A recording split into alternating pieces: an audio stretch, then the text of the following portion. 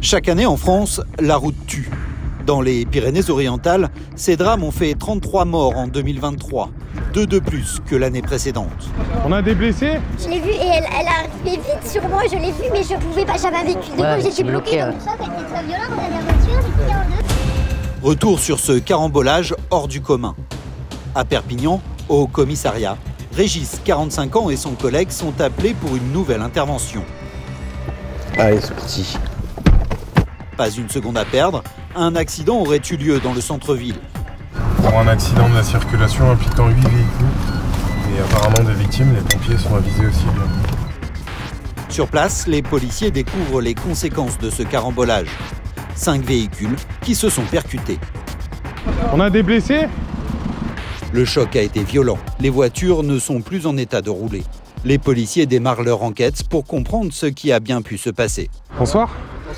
Qu'est-ce qui s'est passé? On était tranquillement là sur cette voie. D'accord. Et on était violemment percutés par l'arrière. D'accord, le choc C'était violent? Le choc a été très violent, on a la voiture, j'ai plié en deux et nous du coup... Vous avez été Projeté sur une autre... D'accord. Vous aviez tous la ceinture? D'accord.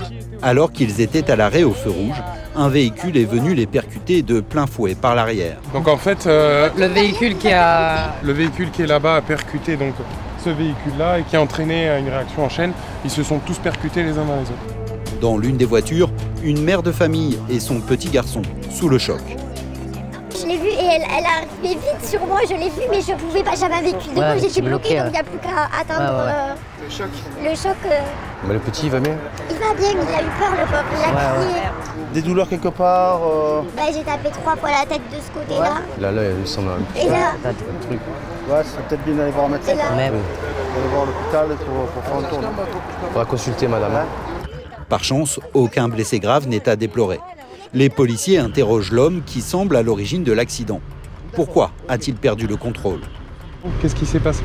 Je roulais là pour rentrer chez moi. Ouais. J'avais une crise d'ébullition.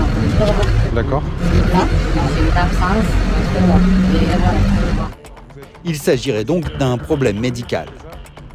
Le tueur, il est atteint d'une pathologie qui fait des crises d'épilepsie. Il a un traitement, il est connu, il est suivi. Et là, malgré le traitement, il aurait fait une crise d'épilepsie. Il serait venu percuter les autres véhicules. À première vue, l'homme semble en règle. Mais cette maladie doit être signalée à l'administration. Et là, problème. Est-ce qu'on peut être épileptique et n'avoir aucune restriction d'usage au permis de conduire?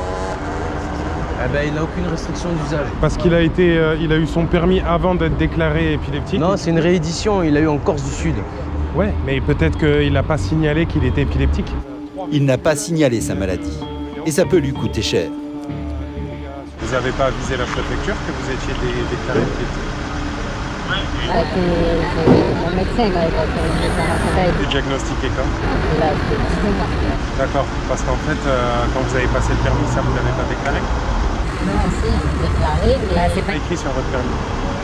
Parce que normalement, quand on a ce genre de maladie, on a des restrictions de conduite. Et le problème qui se pose, c'est que comme votre épilepsie n'est pas déclarée sur votre permis de conduire, je ne pense pas que votre assurance a vous suivi. Après, c'est une histoire d'assurance, vous verrez ça. Le médecin, vous l'avez toujours? Ouais, ben... Voilà, il va falloir le contacter pour qu'il vous fasse le papier qui vous avise, parce que sinon, votre assurance ne vous couvrira pas. L'homme risque de devoir dédommager toutes les victimes de cet accident. Et l'addition s'annonce salée. Quand il m'arrive ce genre de scène, ça me freine dans ma vie. C'est dur à accepter, c'est dur.